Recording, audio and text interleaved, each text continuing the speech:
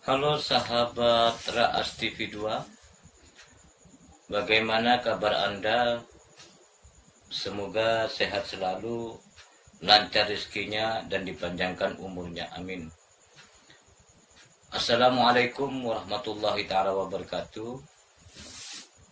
Kita berjumpa kembali di Raas TV 2. Kali ini saya akan mereaction satu video yang bertajuk Gunung Geger, Legenda Asal Tanah Madura. Nah, untuk mengetahui kisahnya atau ceritanya atau sejarahnya, mari kita tonton bersama, kiraan bersama-sama. Mari kita mulai.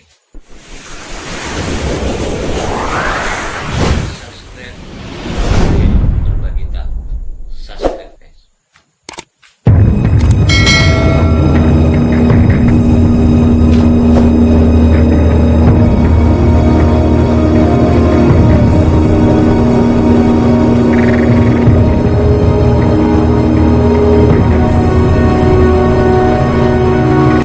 Dari sumber-sumber Babat Tanah Madura dikisahkan bahwa Pulau Madura pada zaman dahulu oleh para pengarung lautan hanya terlihat sebagai puncak-puncak tanah yang tinggi. Sekarang menjadi bukit-bukit dan beberapa dataran yang ketika air laut surut, dataran tersebut terlihat. Sedangkan apabila laut pasang, dataran tersebut tidak tampak karena di bawah permukaan air. Puncak-puncak yang terlihat tersebut diantaranya sekarang disebut Gunung Geger di Kabupaten Bangkalan dan Gunung Pajudan di Kabupaten Sumeneb. Sejarah Tanah Madura tidak terlepas dengan sejarah atau kejadian yang terjadi di Tanah Jawa. Diceritakan bahwa pada suatu masa di Pulau Jawa berdiri suatu kerajaan bernama Medang Kamulan. Di dalam kotanya ada sebuah keraton yang bernama Keraton Giling Wesi. Rajanya bernama Sang Hyang Tunggal. Kerajaan Medang Kamulan terletak di muara Sungai Berantas. Ibu kotanya bernama Watanmas. Dikisahkan bahwa sang raja memiliki seorang anak gadis bernama Putri Bendorogung atau Putri Bendoro Agung. Suatu ketika gadis tersebut bermimpi kemasukan rembulan ke dalam tubuhnya. Beberapa saat kemudian ternyata gadis tersebut hamil. Sang raja yang merupakan ayahandanya selalu menanyakan siapa yang menghamilinya. Namun gadis tersebut tidak menjawab. Akhirnya raja menjadi marah dan memanggil patihnya yang bernama Pranggulang.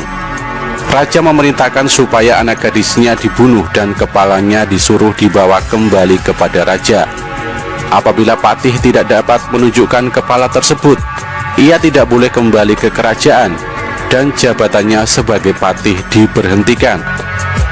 Patih menyanggupi perintah raja dan membawa gadis tersebut ke sebuah hutan.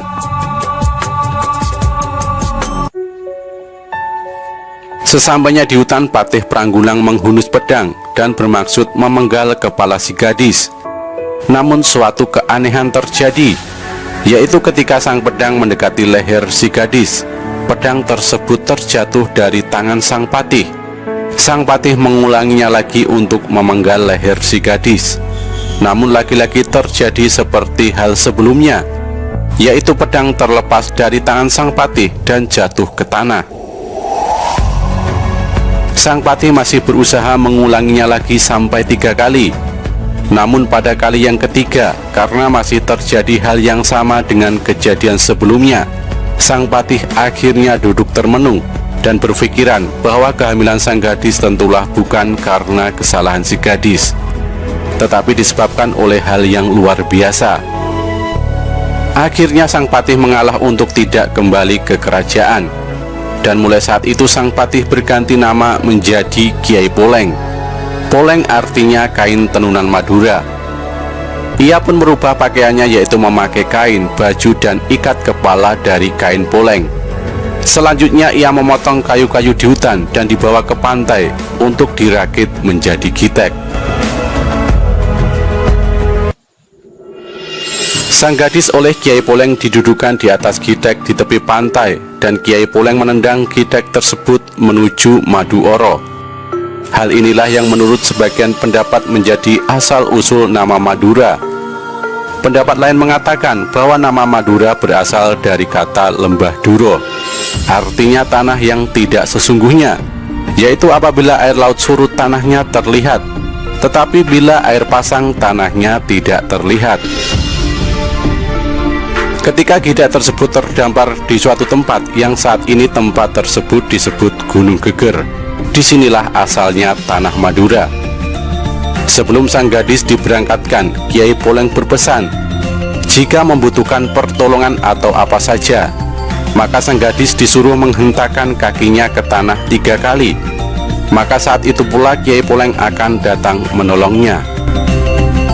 Sesampainya di Gunung Geger, gadis tersebut duduk di bawah pohon pelasa, suatu pohon berdaun halus yang saat ini mulai sukar ditemukan kebanyakan orang Madura, menjadikan daunnya untuk pembungkus petis. Suatu ketika sang gadis merasakan sakit yang luar biasa pada perutnya. Dia pun menjejakkan kakinya 3 kali ke tanah, dan Kiai Poleng pun datang. Ternyata sang gadis mau melahirkan. Akhirnya saat itu pula lahirlah seorang bayi laki-laki yang roman mukanya amat rupawan. Bayi tersebut diberi nama Raden Sagoro. Keluarga inilah yang menurut beberapa pendapat menjadi cikal bakal penduduk Madura. Setelah sang bayi lahir, Kiai Poleng akhirnya menghilang, namun pada saat-saat tertentu masih mendatangi keluarga tersebut. Diceritakan bahwa perahu-perahu para pedagang yang berlayar dari beberapa pulau di Indonesia ketika berlayar malam hari sekitar tempat tinggal Raden Segoro, mereka sering melihat cahaya yang terang benderang seperti cahaya rembulan, sehingga mereka pun berkata apabila maksud pelayaran mereka terkabul, maka akan berhenti atau berlabuh di tempat tersebut dan akan mengadakan selamatan dan memberi hadiah kepada yang bercahaya tersebut. Sehingga pada akhirnya tempat tersebut sering kedatangan para tamu yang terkabul maksudnya, dan Raden Segoro beserta ibunya lah yang menerima hadiah-hadiah tersebut, karena di situ hanya tinggal seorang ibu dengan anaknya.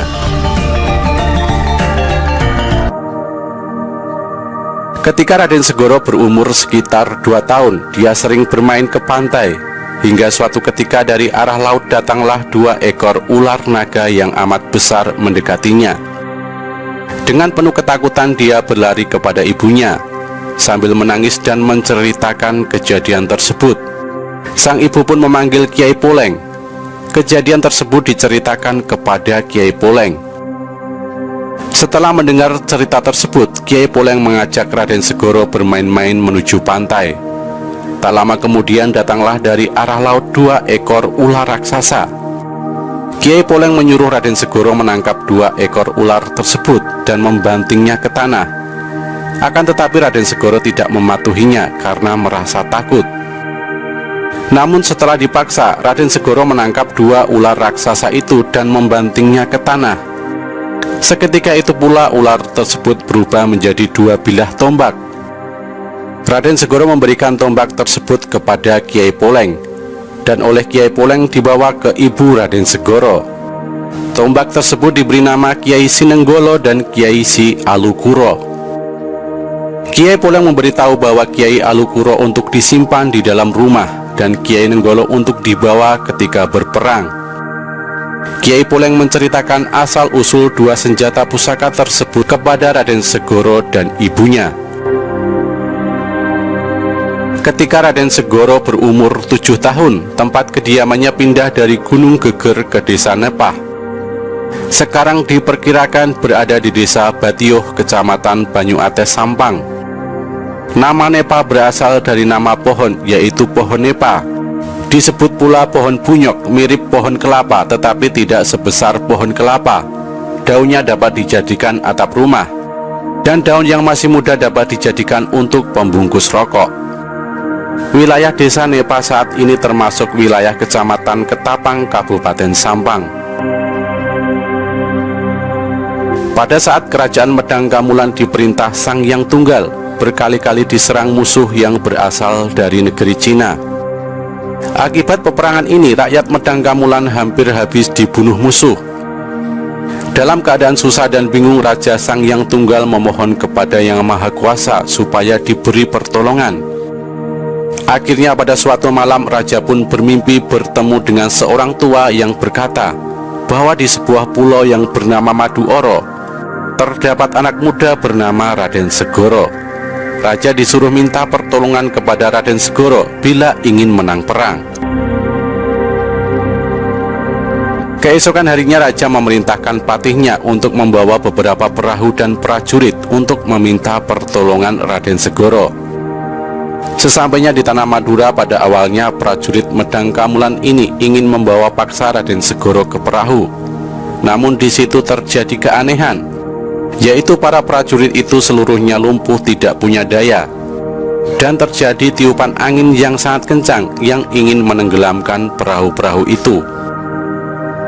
Akibat kejadian tersebut, akhirnya patih kerajaan Medang Kamulan minta ampun kepada Raden Segoro dan ibunya. Ibu Raden Segoro selanjutnya memanggil Kiai Poleng. Kiai Poleng datang dan matur kepada ibu Raden Segoro supaya Raden Segoro bisa dibawa ke kerajaan Medang Kamulan untuk membantu peperangan melawan tentara Cina. Raden Segoro pun berangkat bersama rombongan itu dengan membawa pusaka tombak Kiai Nenggolo. Kiai Poleng pun ikut serta, tetapi tidak menampakkan diri kepada orang lain selain kepada Raden Segoro.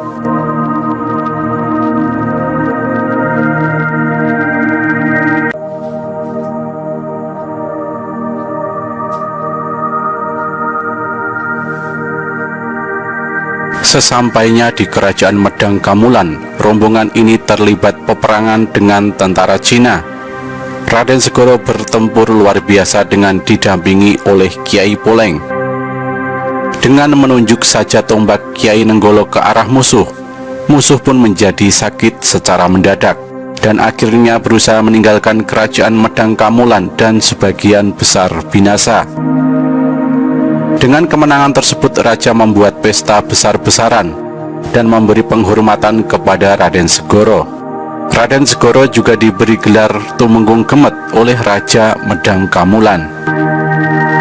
Raja Medang Kamulan berkeinginan untuk menjadikan Raden Segoro sebagai menantu dan mengantarkannya diiringi sang patih dan prajurit pilihan, disertai pula surat ucapan terima kasih kepada ibu Raden Segoro. Raja bertanya kepada Raden Segoro tentang siapa nama ayah Raden Segoro. Maka Raden Segoro pun menjawab bahwa masih akan menanyakan hal tersebut kepada ibunya. Sesampainya di Nepah, ketika para prajurit yang mengantarkan telah pulang, Raden Segoro bertanya kepada ibunya tentang siapa nama ayahnya. Sang ibu sangat kebingungan harus menjawab apa. Namun sang ibu menjawab bahwa ayahnya seorang siluman. Maka seketika itu pula ibu Raden Segoro dan rumahnya yang merupakan keraton Nepah lenyap atau muksa. Demikian riwayat asal mula penduduk tanah Madura.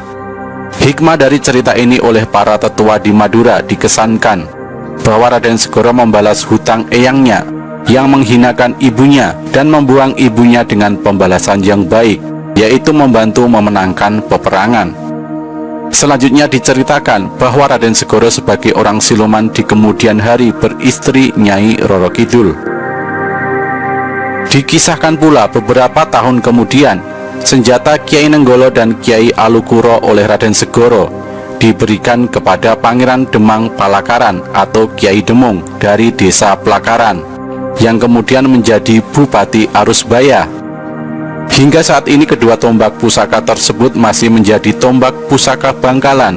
Juga menurut kepercayaan orang tua, Kiai Poleng menjadi pembantu Pangeran Demang Palakaran dan keturunannya.